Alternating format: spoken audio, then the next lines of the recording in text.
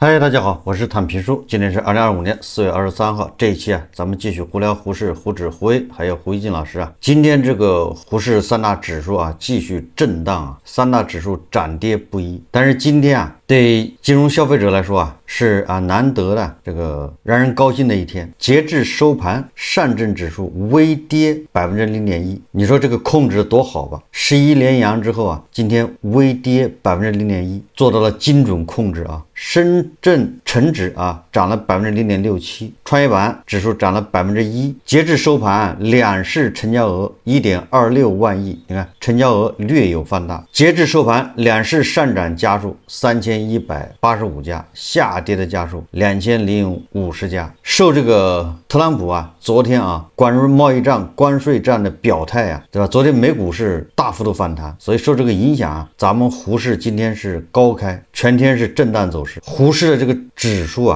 已经失真，如果你跟着指数炒股，恐怕又是赢了指数输了钱。离这个5·1假期恐怕也就几个交易日。从这个目前这个盘面看5·1之前还有可能要出现回调，这是这个胡适自身内在的需求。贸易战以后由这个主力这种强力的护盘动作这个需要买单。昨天节目也说了主力国家队护盘任务基本已经结束国家队他也需要休息，所以这个散户金融消费者要做好心理准备。我看今天有很多媒体都在报道一个理财博主，也就是财经博主好像我转过他的视频，叫小鱼儿。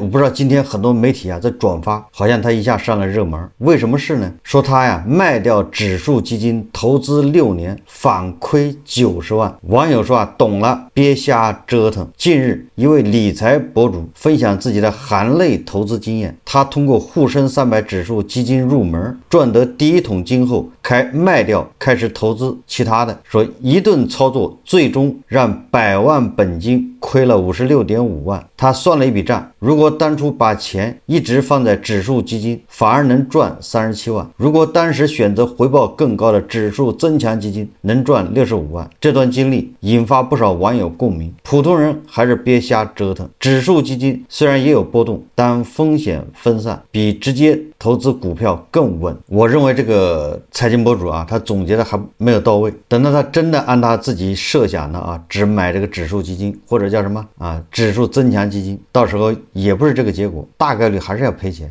这是散户这个特点，这是这个市场决定的，这不以人的意志为转移。就是炒股炒到这份上，应该得出一个结论，就是普通人不适合在胡适。这是我反复的这个观点就反复强调，目前这个胡适不适合普通人来炒，不适合韭菜。你来就是送钱的，不要找借口，不要找任何理由，不要说什么你是来投资的，什么看好经济，这个市场不需要你来投资。胡适咱就不说了以美股为例，这个我以前认为美股还是不错的，因为咱们都看到美股10年慢牛涨了10年，在这10年里面你什么时候上车，对吧？这到去年年底或者甚至到今年1月份你都是赚钱的，想赔钱都不太容易。咱们那个就一个私募叫东方港湾那个但兵，对吧？胡适不行，他买的都是美股，英伟达什么科技巨头七枝花，23年24年都是赚钱的，对吧？私募里面他排第一，就是因为他买了美股，而其他的私募都是买胡适的，跟个猴一样的上蹿下跳，最后市值的回撤，净值回撤，惨不忍睹。那东方港湾但兵他就是赚钱，他排第一因为他现在还没公布吧，也有人测算今年他可能赔了30%，也很有可能把前2年赚的钱都要赔回去。但是这个具体的还没有出来大家自己可以去查一查。我说这个什么意思呢？即便是这样的，对吧？私募基金它有专业的投资人员，对吧？有这个各种各样的基金经理去研究，就这样在美股它也不一定能赚到钱，何况我们小散户。你试想一下，我们小散户在美股相对来说比胡适要稍微好点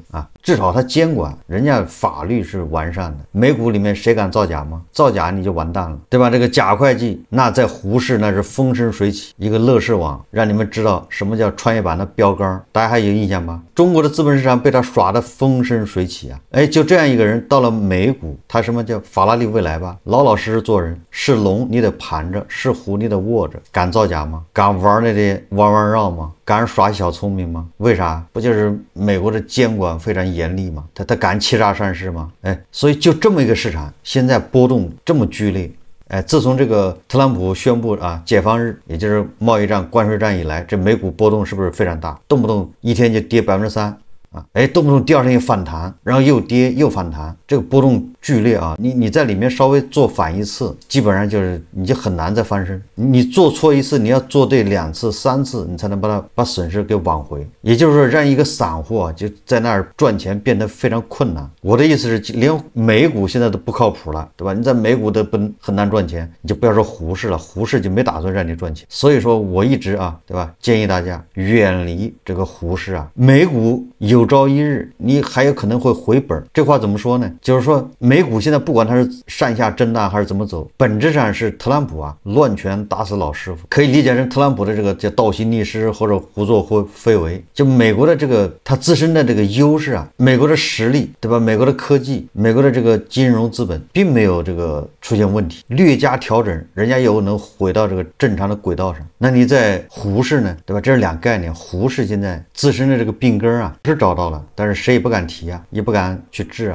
所以说这个财经博主到现在得出这个结论，还是在自己这个叫什么技术操作这个范围，还是嫌自己没有操作好，说明他还没有悟到这个离真正的大彻大悟还有一段距离。真正的大彻大悟就是得出个结论作为散户还是把钱存在公行比较靠谱。胡适就没见着谁赚钱，只见着人跳楼为什么这么说你看看这个昨天在新京报主办的主题为直面关税战，锻造经济韧性2025新经智库春季论坛上，这个中国人民大学国家金融研究院院长吴晓球教授他又做了一个报告。他说，资本市场本质是透明、公平和法治，如果没有严密的制度设计和有效的法律威慑，欺诈上市、财务造假等乱象就难以遏制，投资者的信心也无从谈起。有一颗老鼠屎的汤就不能喝。说资本市场不允许任何一家公司欺诈上市，就像一颗汤一样，一颗老鼠屎和10颗老鼠屎难道不一样吗？难道有一颗老鼠屎的汤就能喝吗？你看吴晓球老师以此形象比喻当前市场中存在的欺诈问题。胡适5000多家上市公司，大家想一想，有多少家存在欺诈上市、财务造假？这个难道仅仅是那些被抓到的那些公司吗？这个完全符合战狼定律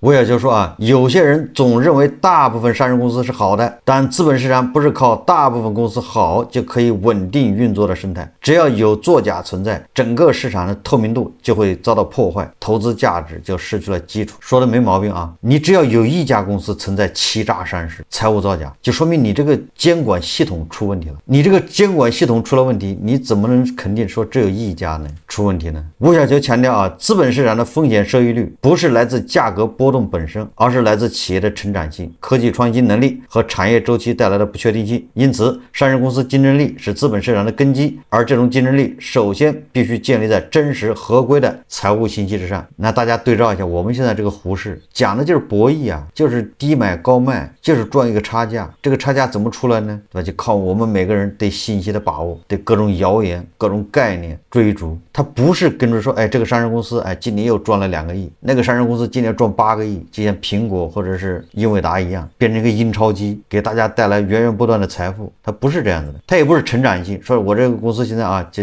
只有1000亿的市值，3年以后变成1万亿，都不是的，靠的是这个游资做庄的这些赌徒今天讲这个故事，明天讲那个故事，把一个明明生产钢铁的这种傻大黑粗的这种公司应该从资本市场淘汰的这种公司，他把厂房收拾，搞几个服务器往那一放，就变成算力股，就问你服不服？然后天天涨停，对吧？本来是印刷名片的，对吧？印刷传单的这个什么印刷公司，他也说他是算力股，向外界提供算力。明明是个中餐馆，他非说他是搞大数据的。说这个吴晓球说不少中介机构本应履行排雷职责，却反而协助上市公司埋雷，这绝不能容忍。这个话说的就见外了。我一直说，上市公司财务造假，券商、会计师事务所那绝对的是帮凶。只要券商和会计师事务所有一个人说认真负责，上市公司想财务造假那是不可能的。这个我有这个亲身经历我告诉大家上市公司只要财务造假，只要做假账，审计级机构、券商必然参与，脱不了干系，至少是默认。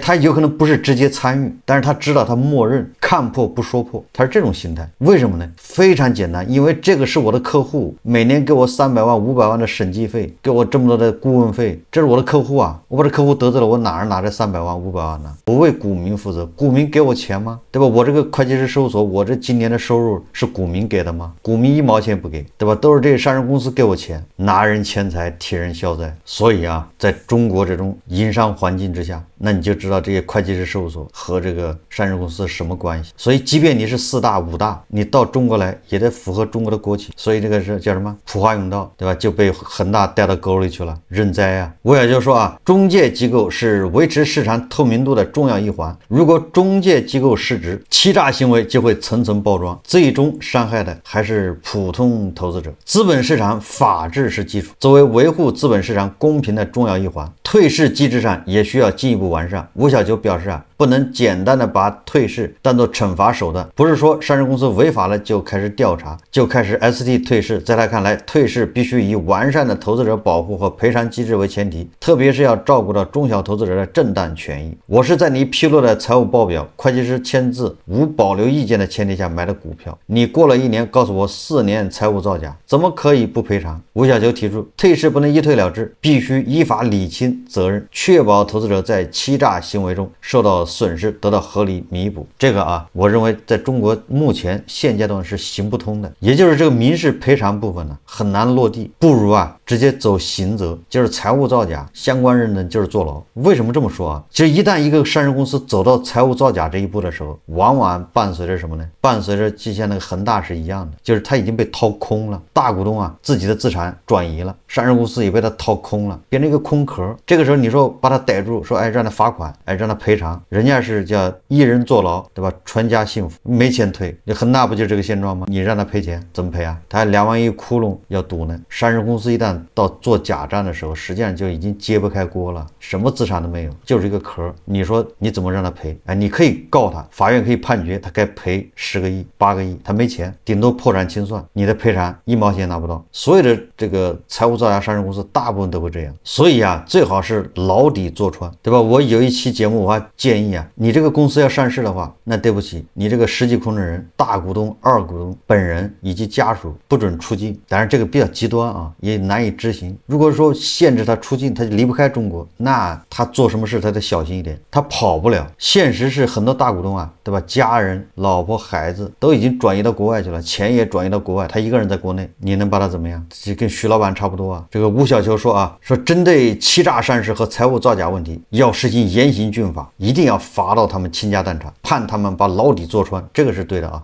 就是刑责。同时要对中介机构和上市公司责任人进行连带追责。安然事件之后啊，美国通过高额罚款和刑事责任，建立起对财务造假的强大的震慑力。这些经验值得中国借鉴。资本市场发展到一定阶段，法治是基础，没有透明度就没有资本市场。吴小球指出啊，中国资本市场长期存在对风险的妖魔化，政策设计过于偏向融资方，而忽视了投资者利益保护。说这种理念上的偏差导致市场充满投机性，缺乏真正以投资者为中心的制度安排。因此，未来的制度设计不仅要给供给端提升上市公司质量，也要在需求端保障资金流动性。资本市场的规则公平了，结果才可能是公平的。吴小球表示啊，中国资本市场的发展实际上一项长期而艰巨的系统工程，必须在上市公司竞争力、资金流动性保障、法治完善3大方面同时发力。只有真正做到透明、公开、公平，投资者才愿意长期参与，资本市场才能成为推动科技创新、助力经济高质量发展的重要平台。说起来容易啊，呼吁了很多年了，但是有改变吗？改变不了。也就是说，这个资本市场不改变之前，那韭菜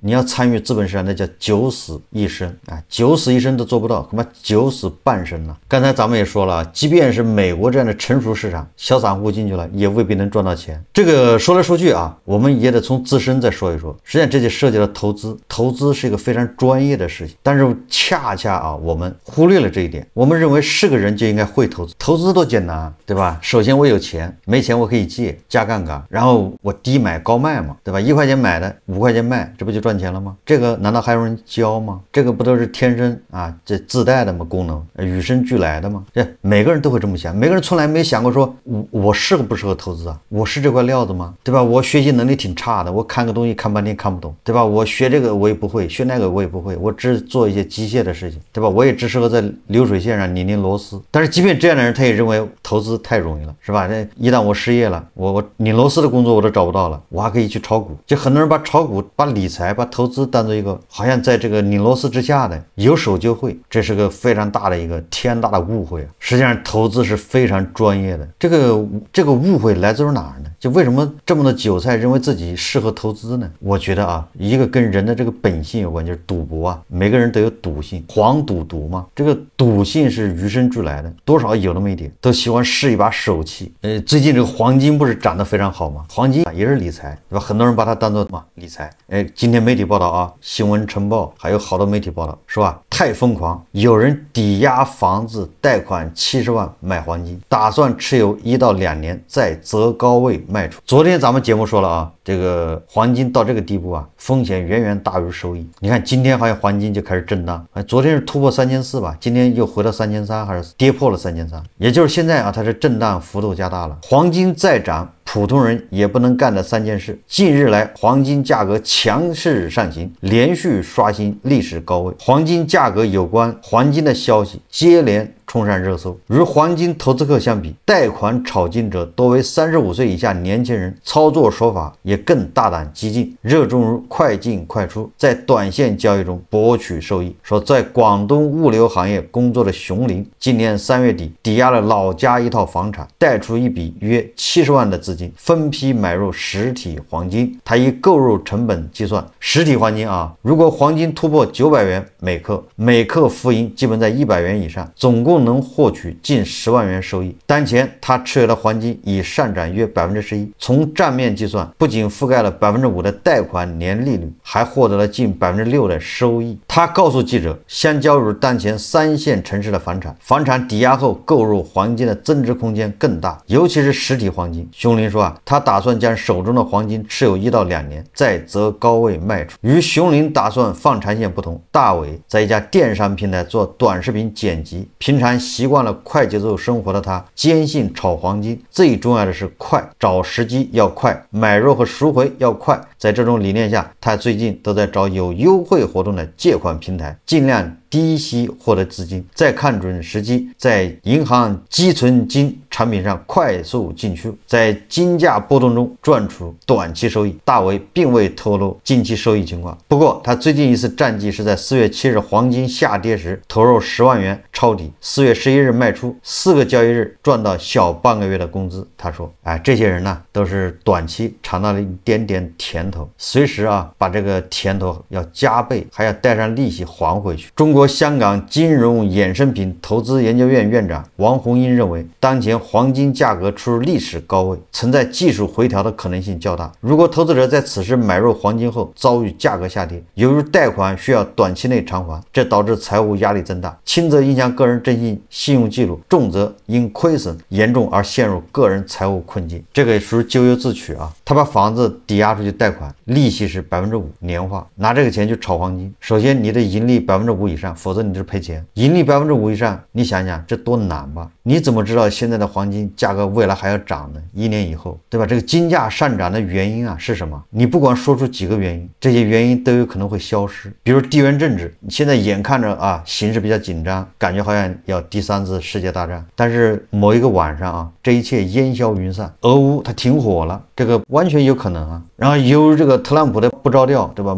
贸易战、美元走弱、黄金走强等等这个因素，特朗普哪一天他突然脑子灵光了，他的贸易战他又收收敛了，这个难道不可能吗？所以说啊，一切造成现在黄金上涨的原因呢，因素啊，都有可能在一夜之间消失。作为一个韭菜，作为一个普通人，你怎么能判断呢？连特朗普都是走一步看一步，对吧？早晨的主意下午要改，一天改3回，连低保老人都不知道该停火还是不该停火，能不能停得下来？最后我们再看一看胡锡进老师啊，这个胡锡进老师说特朗普啊先眨眼了，特朗普现在跟大国玩的就是谁，就是瞪眼游戏嘛，谁眨眼谁算输。胡锡进老师说啊，特朗普这是先眨眼睛了吗？胡锡进老师引用香港南华早报这个文章啊，这个南华早报啊，他引用的是陈志武教授的话，认为啊特朗普的这些言论典型的特朗普风格，没什么不寻常的，但他同时认为这也是特朗普向中国发出的信号的方式。他觉得特朗普很着急，他和他的团队承受着压力，但中国却没有表现出任何不耐烦的迹象。还有人问，这是否算特朗普先眨眼了，还是只是他缓兵之计？老胡个人认为，做这样的定性价值并不高，但毫无疑问，特朗普目前承受了巨大压力。这个胡锡进老师啊分析了啊特朗普的这个3大压力，同时啊胡锡进老师也指出啊，说特朗普团队很可能还会有新动作，变是他们的常态。但是无论如何，这一次的言辞退让加剧了世界对特朗普团队转向衰竭的印象，世人更相信白宫比谁都希望加快达成贸易协议。胡锡进最后说啊，他说我觉得这就是中国特有的战略定力。老胡个人想说，如果美方真有与中国谈判的诚意，那就先宣布也将中国纳入暂缓征收对等关税90天的名单吧，然后再像特朗普说的那样，看看将会发生什么。这个啊完全有可能，也是特朗普到时候啊他等不来这个电话，当然这个过程也要看博弈啊，也就是他等不来这个电话，他现在天天喊话，对方也不理他，对方自己做自己的，那在这种压力之下，特朗普很有可能啊单方面宣布取消对等关税啊，这关税又回到这什么芬太尼关税那个基础上，完全有可能。这特朗普今天已经放风了，简单点说啊，也是特朗普这些事情他是能做得出来的，不用大惊小怪。好，这期节目我们就聊到这里，感谢大家收看。如果喜欢我的节目，欢迎订阅转发，也可以在下方留言评论，谢谢大家。